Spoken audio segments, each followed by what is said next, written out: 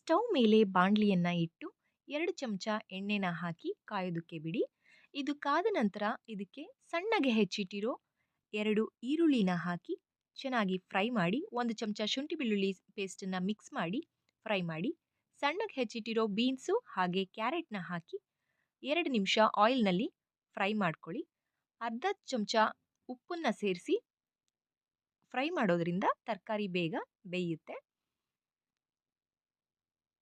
1 ಚಮಚ ಗರಂ ಮಸಾಲೆನ ಹಾಕಿ ಚೆನ್ನಾಗಿ ಮಿಕ್ಸ್ ಮಾಡಿಕೊಂಡು ಫ್ರೈ ಮಾಡ್ಕೊಳ್ಳಿ.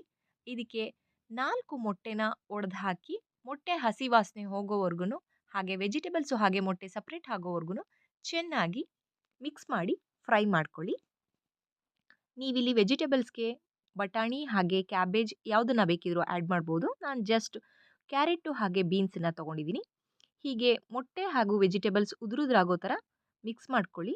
ನಂತರ ಇದಕ್ಕೆ ರೈಸ್ನ ಮಿಕ್ಸ್ ಮಾಡಿ ಚೆನ್ನಾಗಿ ಎಲ್ಲ ಹೊಂದ್ಕೊಳ್ಳೋ ರೀತಿ ಮಿಕ್ಸ್ ಮಾಡಿ 2 ಚಮಚ ಸೋಯಾ ಸಾಸ್ನ ಹಾಕಿ, ಕೊನೆಯಲ್ಲಿ ಇದಕ್ಕೆ ಬೇಕಾದಷ್ಟು ರುಚಿಗೆ ತಕ್ಕಷ್ಟು ಉಪ್ಪು ಹಾಗೆ ಕೊನೆಯಲ್ಲಿ ಕೊತ್ತಂಬರಿ ಸೊಪ್ಪನ್ನ ಆ್ಯಡ್ ಮಾಡಿದರೆ ವೆಜಿಟೇಬಲ್ ಎಗ್ ರೈಸ್ ರೆಡಿಯಾಗುತ್ತೆ.